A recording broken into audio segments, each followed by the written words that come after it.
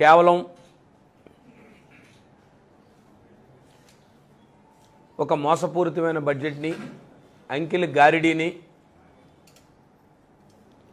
ఏదైతే ఈ రాష్ట్ర ప్రజల అవసరాలు కానీ, ఈ రాష్ట్ర ప్రజల కోసం ఈ కూటమి ప్రభుత్వ ఎన్నికల్లో ఇచ్చిన హామీలు కానీ ఏవి కూడా బడ్జెట్లో పొందుపరచకుండా కేవలం అంకెలతో గొప్పలుగా చెప్పుకునే బడ్జెట్ ఇది. మీకు ఉదాహరణగా తీసుకుంటా ఉంటే, ఈ ప్రభుత్వం ఏర్పడి 2024లో జూన్లో ఈ ప్రభుత్వం ఏర్పడిన తర్వాత ఓట్ అండ్ అకౌంట్ బడ్జెట్తో ఈ ప్రభుత్వం నడిపి కేవలం గత సంవత్సరం పూర్తిస్థాయి బడ్జెట్ను ప్రవేశపెట్టకుండా కేవలం ఎన్నికల హామీలు అమలుపరచాలన్న ఉద్దేశంతో కేవలం ఓట్ అకౌంట్ బడ్జెట్నే కంటిన్యూ చేస్తూ ఎక్కడా కూడా బడ్జెట్లో గత సంవత్సరం పూర్తి స్థాయిలో ఎక్కడా కూడా ఒక్క ఎన్నికల హామీని కూడా అమలుపరచలేదు. పోనీ ఎన్నికల హామీలు అమలుపరచలేదు కదా అని చెప్పి అప్పులు చూస్తూ ఉంటే సుమారు ఈ ప్రభుత్వం కూటమి ప్రభుత్వం ఏర్పడిన తర్వాత సుమారు 1,10,000 కోట్ల రూపాయల పైబడి అప్పులు తెచ్చారు. మరి అప్పుల్ని ఓ పక్క సంక్షేమ పథకాలకి మీరు అమలుపరచలేదు, ఓ పక్క క్యాపిటల్ ఎక్స్పెండిచర్ కానీ అభివృద్ధి పథకాలని మీరు తీసుకురాలేదు. మీరు చెప్పిన ఎన్నికల్లో చెప్పిన ఏదో 30 లక్షల ఉద్యోగాలు 20 లక్షల ఉద్యోగాలు అని చెప్పారు, ఒక ఉద్యోగం ఇవ్వలేదు. లేదు మీరేదో దావోస్ తిరిగి పెట్టుబడులు అని చెప్పారు, 1 లక్ష రూపాయల పెట్టుబడి కూడా నాకు తెలిసి ఈ రాష్ట్రానికి వచ్చిన దాఖలాలు కనపడలే. కానీ మీరు పూర్తిస్థాయి ప్రవేశపెట్టారు. ఇప్పుడు బడ్జెట్ మీరు పూర్తిస్థాయి బడ్జెట్లో అనేక మాటలు చెప్పారు. సూపర్ 6 హామీల గురించి మీ పోటీ చేసిన అభ్యర్థులు కానీ, లేదు మీ కార్యకర్తలు నాయకులు కానీ గ్రామాన ఇంటింటికి తిరుగుతూ ప్రతి కుటుంబానికి మీరు చెప్తా వచ్చారు. ఓ పక్క మహిళలకు ఆడబిడ్డ నీదన్నారు, ఈరోజు ఎక్కడా కూడా ఇవాళ బడ్జెట్లో కనపడలే. ఉచిత బస్సు ప్రయాణం అన్నారు, ఇవాళ ఎక్కడా కనపడలే.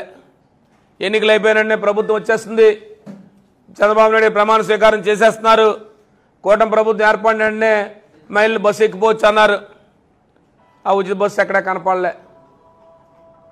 లేదు నిరుద్యోగ భృతి అన్నారు, ఉద్యోగాలు లేకపోతే మీ అందరికీ నెలకి డబ్బు పెడతామని చెప్పి నిరుద్యోగులకు చెప్పారు, ఎక్కడా కూడా నిరుద్యోగ భృతి కనపడలే. లేదు 50 సంవత్సరాలకే పెన్షన్ అన్నారు, ఇవాళ ఒక పెన్షను కొత్త పెన్షన్ ఇవ్వకపోగా ఇవాళ ఒక పక్క నుంచి తొలగించే కార్యక్రమం చేస్తా పోతా ఉన్నారు.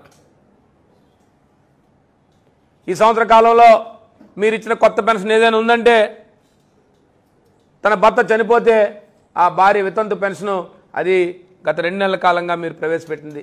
మీ ప్రభుత్వం ఏర్పడినాటి నుంచి కూడా కాదు. అనేక మంది భర్తలు కోల్పోయి ఆ వితంతువులు నా కుటుంబం ఎలా గడుస్తుందా అని చెప్పి ఆస్తి ఎదురు చూస్తూ ఉంటే మీరు ఎక్కడా కూడా పెన్షన్ ఇచ్చిన దాఖలాలు లేవు. లేదు ఇప్పుడు 50 సంవత్సరాలకే పెన్షన్ అన్నారు, ఎక్కడికక్కడ మీ కూటమి ప్రభుత్వంలో ఉన్న నాయకులందరూ కూడా 50 సంవత్సరాలు నిండితే నీకు పెన్షన్ అన్నారు, ఇవాళ ఎక్కడా దాని గురించి మాటలు లేవు.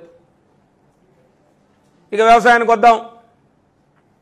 ఇక రైతులకి 25,000 రూపాయలు మీరని చెప్పారు, ఇవాళ ఎక్కడా కూడా రైతులను ఆదుకునే కార్యక్రమం కనపడలే. ఇవాళ బడ్జెట్లో చూస్తూ ఉంటే సుమారు 1,20,00,000 మంది ఉంటే రైతాంగం ఇవాళ మీరు ప్రవేశపెట్టింది బడ్జెట్ అరకొర బడ్జెట్ని ప్రవేశపెట్టారు. కేవలం ప్రవేశపెట్టిన సూపర్ 6లో కొన్ని హామీలు ఎన్నికల హామీలు తీసుకున్నా దానికి పూర్తి స్థాయి బడ్జెట్ని చెప్పలేదు. అలాగే మీ ఆదాయం వ్యయం తీస్తూ ఉంటే ఆదాయాన్ని ఎక్కడ చూపించట్లే. క్యాపిటల్ ఎక్స్పెండిచర్ గురించి గొప్పలు చెప్పారు నిన్న, మేము చూసాం. క్యాపిటల్ ఎక్స్పెండిచర్ గురించి వారు చెప్తా ఉన్నారు. ఆర్థిక మంత్రివర్యులు క్యాపిటల్ ఎక్స్పెండిచర్ అంటే వారు చాలా ఎగ్జాంపుల్ చెప్పారు. ఈ రాష్ట్రంలో ప్రజలకు కానీ ఈ రాష్ట్రంలో ప్రతి వారు కూడా ప్రతి కుటుంబంలో చదువుకున్న వాళ్ళు క్యాపిటల్ ఎక్స్పెండిచర్ గురించి వారు చెప్తా ఉంటే చాలా ఆశ్చర్యం వేసింది. తప్పలేదు మీరు చెప్పడంలో. క్యాపిటల్ ఎక్స్పెండిచర్ అంటే ఏదైనా ప్రభుత్వం తన ప్రభుత్వం తాలూకు అప్పు తెచ్చిన ప్రభుత్వ ఆదాయ మార్గాల నుంచి పెట్టుబడి పెట్టి దాని ద్వారా పన్నుల రూపేణ ప్రభుత్వానికి ఆదాయ వనరులుగా సమకూర్చేది క్యాపిటల్ ఎక్స్పెండిచర్. దానికి సమకూర్స్తే గత ప్రభుత్వంలో మేము తీసుకుంటామంటే క్యాపిటల్ ఎక్స్పెండిచర్ కింద పోర్టులు కట్టాం. రామాయపట్నం పోర్ట్ అవనివ్వండి, మూలపేట పోర్ట్ అవనివ్వండి, కృష్ణపట్నం పోర్ట్ అవనివ్వండి. ఆ రోజు పూర్తి స్థాయిలో ఆ రోజు పోర్టులను తీసుకున్నాం. పోర్టులే కాదు, ఆ రోజు ఫ్లోటింగ్ జట్టీలు కానీ ఆ రోజు మత్స్యకారులు ప్రతి నియోజకవర్గంలో కూడా ఫ్లోటింగ్ జట్టీలు పెట్టాం. ఇవాళ ₹1 కూడా మీరు దాంట్లో పెట్టలే. మీరు క్యాపిటల్ ఎక్స్పెండిచర్ పెట్టలే. మీరు ఎలా ప్రభుత్వానికి ఆదాయం వస్తుంది, మీరు ఎక్కడ ఆదాయ మార్గాలను ఎక్కడెక్కడ చూపించలే. మీరు కేవలం అప్పులతోనే ప్రభుత్వాన్ని నడుపుతా ఉన్నట్టుగానే నిన్న మీరు చెప్తా ఉన్నారు మీ మాటలన్నీ కూడా. ఓ పక్క ప్రైవేటీకరణ తీసుకెళ్తున్నారు, ఓ పక్క డిఎస్సి అన్నారు, ఓ పక్క జాబ్ క్యాలెండర్ అన్నారు, ఓ పక్క ఉద్యోగాలు అన్నారు. ఒక్క ఉద్యోగం కూడా ఇచ్చే పరిస్థితులే.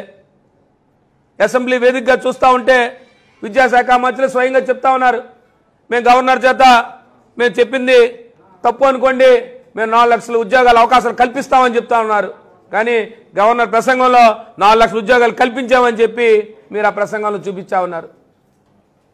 మీరు ఎందుకు ప్రజల్ని ఈ రకంగా తప్పుదోవ పట్టించే కార్యక్రమాలు చేస్తూ ఉన్నారు? ఓ పక్క ఇక విజయనగరం జిల్లాకు వద్దాం. మరి జిల్లాలో చాలా మంది పెద్దలు మంత్రులు ఉన్నారు, శాసనసభ్యులు ఉన్నారు, పార్లమెంట్ సభ్యులు ఉన్నారు. మేము చెప్పాం ఎన్నికల ముందు ఈ ప్రాంతం సాగునీటి రంగం మీద ఆధారపడి ఉంది. సాగునీటి రంగం ఈ ప్రాంత రైతాంగం అంతా కూడా సాగునీటి రంగం మీదే ఈ ప్రాంత రైతాంగం అంతా కూడా ఆధారపడి ఉన్నారు. ఈ ప్రాంతం వ్యవసాయ ఆధారిత ప్రాంతం అని చెప్పాం. సుమారుగా ఇవాళకి తోటపల్లి మీద 140 కోట్ల రూపాయలతో టెండర్లు పిలిచారు. సుమారు 20% పనులు మేము ఆనాడు పూర్తి చేశాం. ఇంకా 80% పనులు పూర్తి చేయాలి. మళ్ళీ కేవలం మీరు 35 కోట్ల రూపాయలు మాత్రమే ఇవాళ తోటపల్లికి మీరు డబ్బును కేటాయించారు. మీ కేటాయింపులు చూస్తూ ఉంటే అరకొర కేటాయింపులు, మీ మాటలు చూస్తూ ఉంటే గొప్పలు. ఇక రేపే నీళ్ళు తెచ్చేస్తాం, ఎల్లుండి నీళ్ళు తెచ్చేస్తామని చెప్తా ఉంటారు సమావేశాల్లో. మీరు కేటాయింపులు చూస్తూ ఉంటే దాంట్లో R&R గట్ట తీస్తే ఇంకా సుమారు క్యాపిటల్ ఎక్స్పెండిచర్ వర్క్ ఎక్స్పెండిచర్ తీస్తే సుమారు 25 కోట్ల దాకా రాదు, అంతకు మించి రాదు. ఈ నెల శివారు ప్రాంతాలకు నీరు ఎలా ఇస్తారు? మీరు మీ సీనియర్ శాసనసభ్యులు వస్తారు, సమావేశాలకు వస్తారు, చాలా పెద్ద పెద్ద మాటలు చెప్పి వెళ్ళిపోతా ఉంటారు.